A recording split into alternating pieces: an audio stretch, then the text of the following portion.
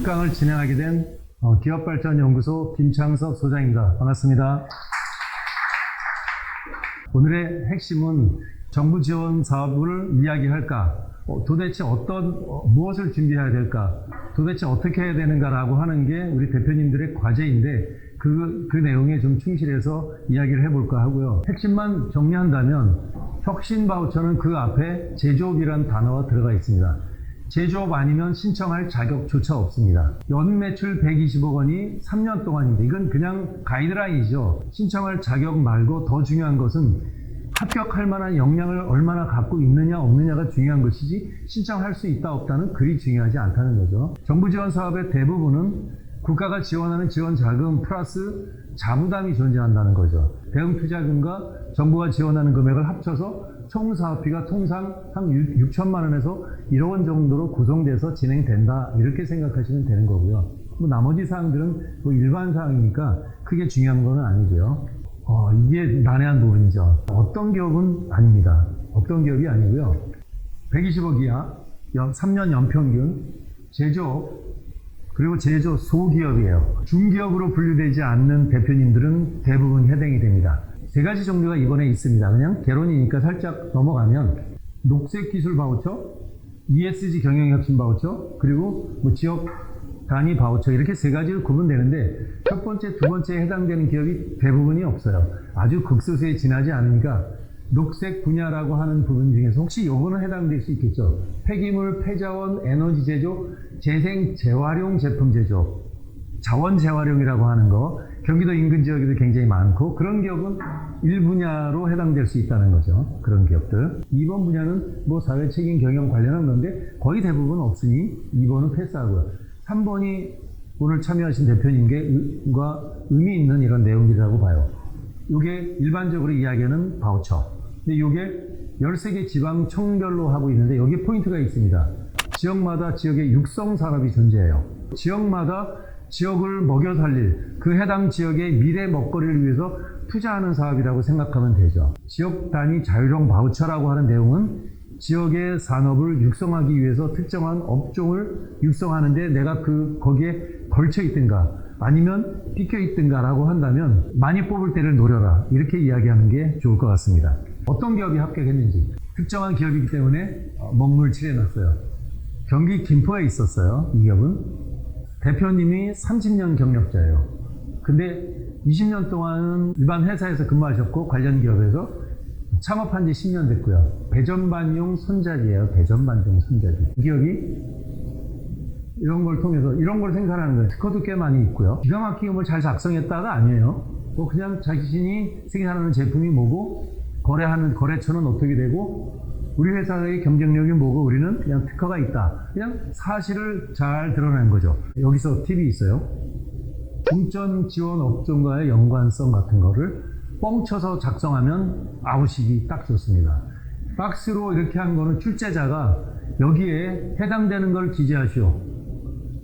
엉뚱한 걸 기재하면 당신은 아웃입니다라고 해서 감점시키거나 탈락시켜버리기 딱 좋아요. 그래서 중점 지원이지 않는데도 불구하고 여기다가 기술을 해요. 그러면 우리 대표님들이 이렇게 생각하죠. 착오일 수도 있겠지. 잘 보면 어떻게 되겠지. 이렇게 생각하면 안 됩니다. 요거 별표입니다. 이런 게. 여기 엉뚱한 소리 하면 절대로 안 되고 내가 해당이 된다. 그러면 해당되는 거를 정확하게 기술하는 거 이게 팁이에요. 국가가 우리 기업을 그걸 도와주면 그러면 난 그 도움을 받아서 내가 그거를 이렇게 만들어서 이렇게 매출과 이렇게 인력을 올리겠다라고 하는 것을 지극히 자연스럽게 기술하는 내용이 한 10여 페이지 안에 그냥 깔끔하게 정리돼서 보여주면 돼요. 저는 정부 지원금의 본질은 정부 투자금이라고 생각해요. 국민의 피땀 어린 세금이잖아요. 세금으로 어떤 기업에 줘야 거꾸로 선순환이 되고 국가에 기여할까를 생각해서 투자한다라고 저는 생각을 해요. 그래서 정부 지원금의 저는 본래적인 내용적인 의미는 정부 투자금이다. 내가 투자받을 조건이 되나? 이렇게 생각하시면 되겠죠. 이제 왜 합격했을까? 이 회사는 매출 12억, 아까 120억 이하라 그랬잖아요. 120억 이하. 그런데 12억밖에 안 됐잖아요. 매출이 작아도 된다? 작을 수 있다는 거예요. 매출이 12억임에도 불구하고 국가가 이 5천만 원을 투자하면 저 매출이 늘 수 있겠다라고 하는 평가 기관에서 바라보는 판단이 있어야 되겠죠. 여기서 중요한 포인트가 있었어요. 인력이 7명인데 이 기업은 기술 인력이 2명이 있었어요. 저 회사는 매출은 비록이지만 기술에 투자를 하고 있네. 우리가 5천만 원 투자하면 매출과 인력을 늘릴 수 있겠다라고 하는 확신이 들었던 거예요. 그리고 이 회사는 이걸 다 갖고 있었어요. 프로세스를 싹 갖고 있었어요. 이 기업은 또 이런 것도 있었어요. 준비사항, 나의 준비는 무엇인가? 과거에는 그러지 않았는데 이제 뭔가 매출도 올리고 좀 크게 성장을 하려고 하니 연구소도 벤처도 이노비즈도 메인비즈도 소재부품 장비라고 하는 국가의 스펙들을 하나씩 준비하고 준비해 왔었어요. 특허도 하나씩 대표자가 어떻게든 하고 싶어하는 의지도 강했어요. 이거 되게 중요해요. 대표자 의지. 여기에 미비점은 재무제표를 마감할 때 혹시 대표님이 연구개발비를 반영하나요? 되게 중요한 요소예요. 연구개발비를 재무제표에 반영하는 행위. 그래서 올 하반기는 2023년 올 하반기는 연구개발비를 반영해야 되겠다. 근데 이렇게 충돌하면 안 돼요. 연구개발비를 반영하는데 저 세금과 어떻게 연관이 될까? 그건 별개의 문제입니다. 세금을 공제받는다 안 받는다는 별개의 문제라는 사실이에요. 저는 재무제표만 얘기했어요. 세무조정을 이야기한 게 아닙니다. 수출 실적, 대표님들이 혹시라도 수출을 한 푼도 안 하신 대표님이 계중에 있을 수 있잖아요. 수출을 올 재무제표에 찍으시라는 거죠. 올 재무제표에. 수출을 찍으세요. 수출을 어떻게 하든 재무제표에 반영하세요. 뭐 점이라도 찍으시고요. 100만 원이라도 찍으시고요. 이런 게 팁이에요, 팁. 이 기업이 1차 서류 평가에는 넘어갔어요. 현장 평가위원이 나왔을 때 대표님이 의지를 강력하게 보이셨어요. 정말 순수하시고 아주 의지가 강했어요. 그 의지가 반영된 거예요. 실제로 평가 자료에요. 대표자의 의지가 점수 평가가 있습니다. 그게 바로 정서지표라는 거죠. 숫자로 표현되지 않지만 수미양가를 주는 평가위원 맘대로, 심사위원 맘대로 항목이 존재해요. 거기에 이 못 따라요. 대표자 의지가 반영된 게 컸었어요. 이게 합격한 이유였던 거예요. 불합격한 회사를 볼까요? 저 정도 되는 기업인데 불합격해? 놀랄 텐데 한번 놀래보시죠. 이런 회사예요. 매출액이 작년도 33억이에요. 올해 40억에 육박해요. 인력은 8명. 제조업인데 뭘 제조하느냐? 업소용 의자들.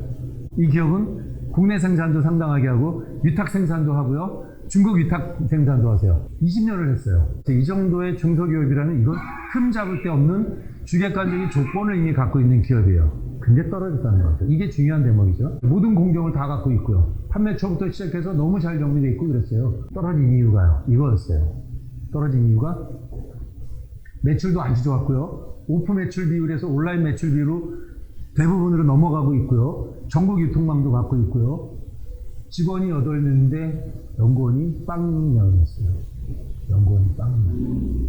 그리고 이 기업이 미비점, 정량적인 거, 겉보기 스펙이 존재해요.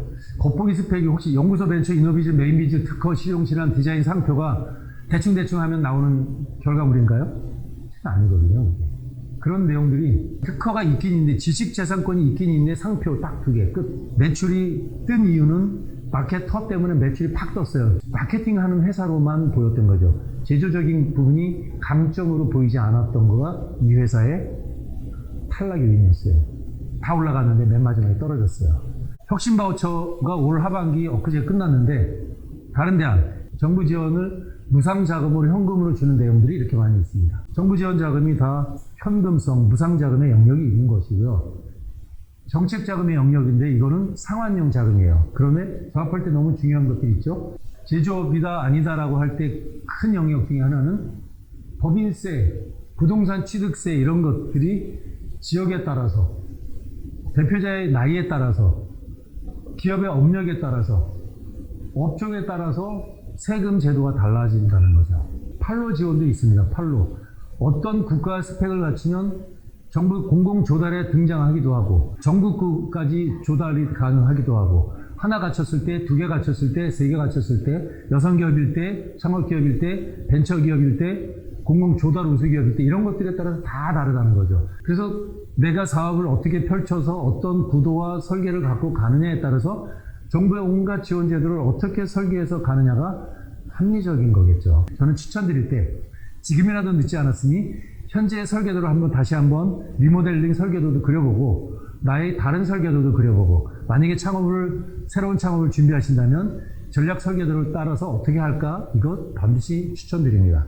제일 중요한 거죠. 당장 할 거. 반드시 하반기 재무제표를 벌써 생각하고 계셔야 돼요. 2, 4분기 끝났죠. 3, 4분기 끝나면 해야 될 일들은 3, 4분기 부가세 마감하는 즉시 재무제표를 가결산을 해야 된다는 사실. 가결산.